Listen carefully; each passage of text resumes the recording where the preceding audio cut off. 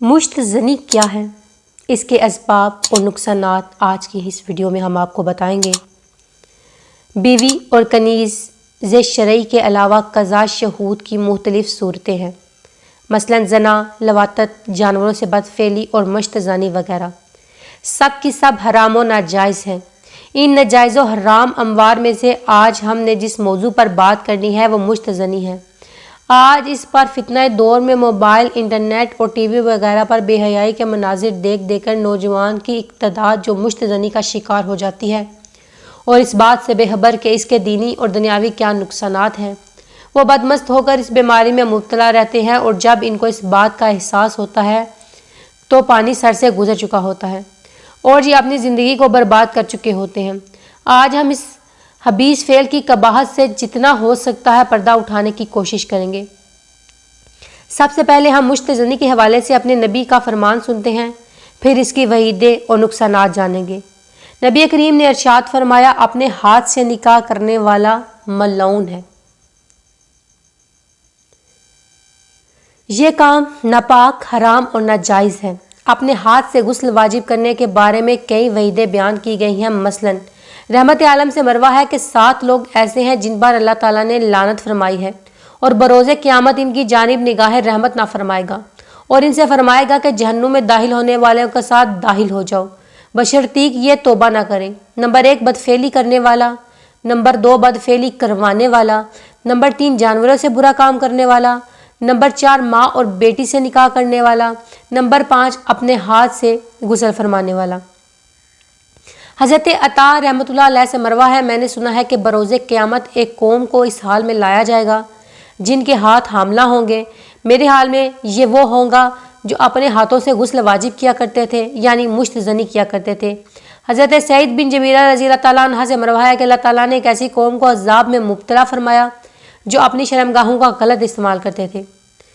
गुनाहों के सिलाब की हिलाकत समानिया, ये फहाशी और अरियानी का तूफ़ान, महलूत तालीमी निज़ाम, मुख्तलिफ़ शोबाए ज़िंदगी में मर्दों और औरतों का अख्तिलात, वीटी और इंटरनेट पर फिल्में, ड्रामे और शहूत अफ़ज़ा मनाज़र, रसाइल और जराइद के सेक्स अपील मज़ामीन वगैरह ने मिलजुल कर आज के नौजवान को बावला बना डाला है। अरबी मकौला है, यानी जवानी दीवानगी ही का एक शोबा है। आज के नौजवान पर शैतान ने अपना घेरा तंग कर दिया है। हवा बज़ाहिर नमाजी और सुन्नतों का आदी ही क्यों ना हो, अपनी शहूद की तस्कीन के लिए मारा मारा फिर रहा है। माशरा अपने गलत रस्म व रवाज के बाइस बेचारे की शादी में बहुत बड़ी दीवार बन चुका है। इम्तिहान सख्त, मगर इम्तिहान से घबराना मर्दों का शेवा नहीं। सब्र करके अजर लूटना चाहिए कि शहूद जितनी ज़्यादा तंग करे, सब्र करने पर सवाब भी इतना ही ज़्यादा मिलेगा। अगर शहूद से मगलूब होकर इसकी तस्कीन के लिए नाजायज़ ज़राए इख्तियार किए तो दोनों जहान का नुकसान और जहन्नुम का सामान है। सैयद अब्दुल दारा रज़ी अल्लाह अन्हा फरमाते हैं, शहूद की गड़ी भर पैरवी तवील गम का बायस होती है। ये लिखते हुए कलेजा कांपता है और हया से कलम थरथराता है, मगर मेरी इन मरूज़ात को बेहयाई पर मबनी नहीं कहा जा सकता, बल्कि ये तो ऐन दर्स है। अल्लाह अज़्ज़ व जल देख रहा है। ये ईमान रखने के बावजूद जो लोग अपने ज़म फासद में छुप कर बेहयाई का काम करते हैं, इनके लिए हया का पैगाम है। अफसोस, गंदी जहनीत के हामिल कई नौजवान लड़के और लड़कियां शादी की राह मसदूद पाकर अपने ही हाथों अपनी जवानी बर्बाद करना शुरू कर देते हैं। इब्तिदा अगरचे लुत्फ़ आता है, मगर जब आँख खुलती है तो बहुत देर हो चुकी होती है। याद रहे, ये फ़ेल हराम व गुनाह कबीरा है और हदीस पाक में ऐसा करने वाले को मलाउन कहा गया है और इसके लिए जहन्नुम के दर्दनाक अजाब का इस्तेहाक है। आखिरत भी दाव पर लगी और दुनिया में भी इसके सख्त तरीन नुकसानात हैं। इस गैर फितरी अमल से सेहत भी तबाह बर्बाद होकर रह जाती है।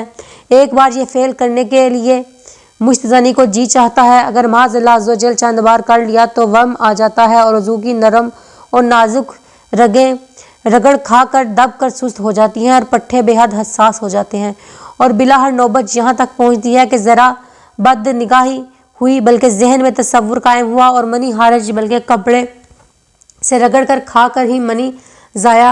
मनी इस खून से बनती है जो तमाम जिस्म को ग़िज़ा पहुँचाने के बाद बच जाता है। जब ये कसरत के साथ खारिज होने लगे तो खून बदन को ग़िज़ा कैसे फराहम करेगा?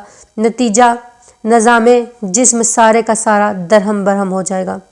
मुश्त ज़नी करने के 26 नुकसानात हैं। दिल कमज़ोर हो जाता है, मादा ख़राब हो जाता है, جگر خراب ہو جاتا ہے، گردے خراب، نظر کمزور، کانوں میں شائیں شائیں کی آوازیں آنا، چڑچڑا پن، صبح اٹھے تو بدن سست، جوڑ جوڑ میں درد اور آنکھیں چپکی ہوئی، منی پتی پڑ جانے کی صورت میں تھوڑی تھوڑی رطوبت بہتی رہنا، نالی میں رطوبت بڑی رہنا اور سڑنا، پھر اسی سبب سے بعض اوقات زخم ہو جانا اور اس میں پیپ پڑ جانا۔ شروع میں پیشاب میں معمولی جلن، پھر مواد نکلنا، پھر جلن میں اضافہ، یہاں تک کہ پرانا سوازک ہو کر زندگی کو ایسا تلخ کر دیتا ہے کہ آدمی موت کی آرزو کرنے لگتا ہے۔ منی کا پتلا ہونے کے سبب بلا کسی خیال کے پیشاب سے پہلے یا بعد میں پیشاب میں مل کر نکل جانا، اس کو جریان کہتے ہیں، جو شدید ترین امراض کی جڑ ہے۔ عضو میں ٹیڑھا پن، ڈھیلا پن، جڑ کمزور، شادی کے قابل نہ رہنا، اگر جمع کامیاب بھی ہو گیا تو اولاد کی امید نہیں، کمر میں درد، چہرہ زرد، آنکھوں میں گڑے، شکل وحشیانہ، تپ دق، پاگل پن، پاگل ہو جانے کا ایک سبب۔ ایک اطلاع کے مطابق جب 1000 تپ دق کے مریضوں کی اسباب پر غور کیا گیا تو یہ بات سامنے آئی کہ 414 مشت زنی کے سبب، 186 کثرت جمع کے باعث اور بقیہ دیگر وجوہات کی بنا پر مبتلا تپ دق ہوئے تھے۔ 124 پاگلوں کا امتحان کرنے پر بھی معلوم ہوا کہ ان میں سے 6 اور 24 اپنے ہاتھ سے منی خارج کرنے کی بنا پر پاگل ہوا تھا۔ توبہ کر لیں، اللہ کی رحمت بہت بڑی ہے قبر میں، ورنہ سزا ہوگی۔ اس سے چھٹکارا کیسے حاصل کیا جائے؟ یہ سوال سب سے بڑا ہے جو ہر انسان کے ذہن میں آتا ہے۔ سب سے پہلے اس گناہ سے پکی سچی توبہ کریں۔ توبہ کا طریقہ ہم اپنی دوسری تحریر میں ضرور بیان کریں گے، ملاحظہ فرما لیں۔